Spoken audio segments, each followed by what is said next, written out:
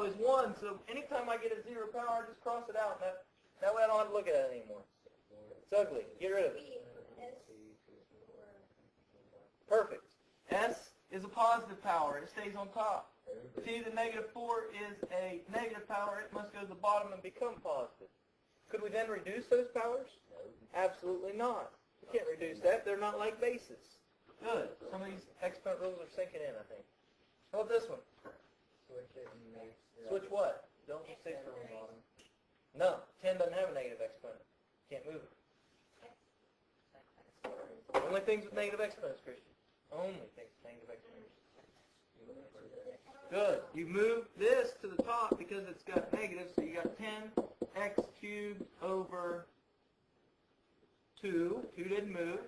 Why wouldn't we move the 2? Because the 2 doesn't have a negative exponent with it. What about the 10? The 10 doesn't have a negative exponent with it. Only move things that have negative exponents touching them. Good. 10, numbers are numbers, guys. They never change. You always reduce them. You always multiply them. Everything's always the same. 10 divided by 2 is 5x cubed. Can you put it over 1? Sure. But do you need to? No. You don't need to. Okay. How about the next one? What can you take care of right off the bat? X to the 0, get rid of it. You don't need it. It's a trick. When you get a bunch of negatives like this in a fraction already, the easiest thing to do is just to make a fraction and just start putting things where they belong. And start with the 12. Does it stay on top or go to the bottom? It stays on top. All right, so I'm done with it. How about the y to the negative 3? Stay on top or go to the bottom? Bottom. That's a positive 3. So you're done on top now. How about down here? 3. Is it going to stay or go? Stays here. How about the m to the negative 2? It goes to the top to become positive. And then n to the 4th. Stays down. Leave it down. Now, once we get everything positive, we can look to see if there's any reductions that can take place. Okay, numbers are numbers, right? So 12 and 3 equals, 12 divided by 3, equals 4. Now, are there any like bases in here with our variables? No? Nothing? Then we just rewrite them. M squared over y cubed n to the 4th. All of them are just rewritten. Okay? The last one down here looks confusing. We'll see. 9 to the 0. Gone. All right, like that. Okay, so make a fraction. He's already starting. He said x to the 6 stays. Y to the negative 13 goes to the bottom as y to the 13th. 3 to the negative 2 goes on top as 3 to the positive 2. And in fact, if you want, if you think you can handle it, what's 3 to the positive 2 on one step?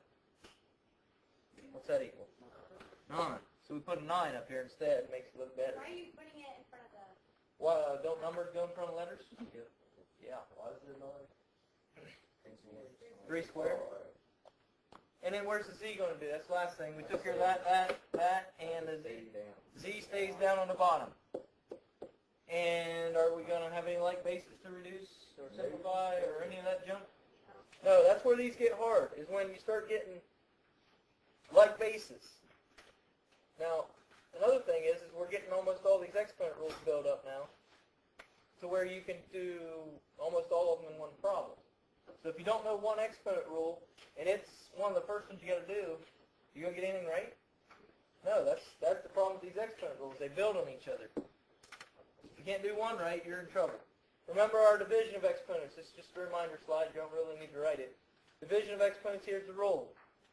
M, N, you subtract, you get your answer. What about this one? We haven't had any like this. This is division. We've done division. So what's special about this one? Your answer is a to the... Hold on. A to the what? Negative 8. But we can't leave it that way. If you do, you get one of these. So you must switch it to 1 over a to the positive 8. Then you're done with it. So negative exponents come into play with division. Can we just equal it instead of just putting a to the negative 8 and just go on to Yeah. Okay, let's start with these. I wonder what this is. Good idea. That's fine. I'm sorry. I'll slow down a second. I wish you guys would print these off. It'd be so much easier. See, while you're writing it down, Dallas is working it out. I'll go right up. What do you think? I'll walk you through the first and then let you go in a second. C to the negative 4. Good. You see the common basis, don't you? C to the negative 4th. Then D to the 7th. You're subtracting. Very good. 3.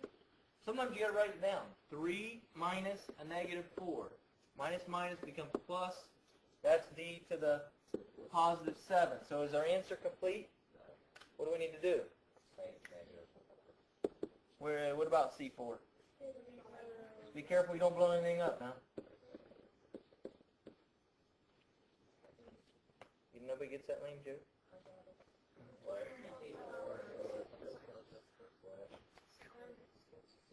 Remember, I can make these harder. Now, before I turn you loose, I want to tell you how I can make these harder. I can make these harder by doing things like this.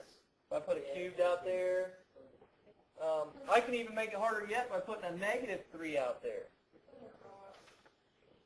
And putting a negative 3 out there. There's different ways you can handle that. There's lots of little tricks that I can do to make these harder. Like I said. C to the negative 4th and D to the negative 7th. That's what you did there. Then you'd have them both on the bottom, wouldn't you? That's it. You'd have one on top. You'd have to put something on top. You don't have to put something on the bottom of a fraction, right? But you do have to put something on top. If you don't have anything else to put, the only number you can put without changing it is a 1. His question is, if your answer would have turned out to be that. Well, you can't leave either one of those on top, right? So you make a fraction, you put C to the 4th, D to the 7th on bottom, but there's nothing left on top. Well, you got to have something on top, so you put a 1 there. That's a good question. Try this on your own. Try this one right here on your own. See if you can get it.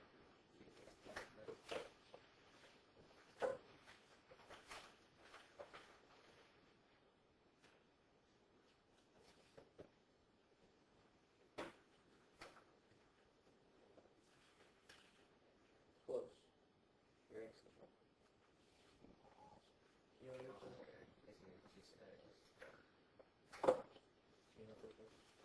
You know what this is?